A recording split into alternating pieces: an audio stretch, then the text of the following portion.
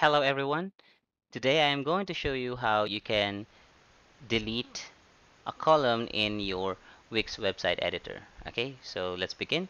So you can see here I have two columns right here, or three. I rather say three columns. So to delete one of them, just click on any column that you want to be deleted. Click Manage Columns. So you can see. Uh, okay, just wait it for a while. Okay, so you can see there's a box here, and you can see a bin icon here. It says delete, and once you click that, the highlighted or the selected column will be deleted, just like that.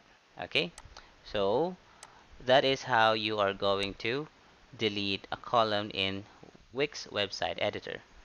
So if you like this video, click the button and please subscribe to this channel. Thank you very much.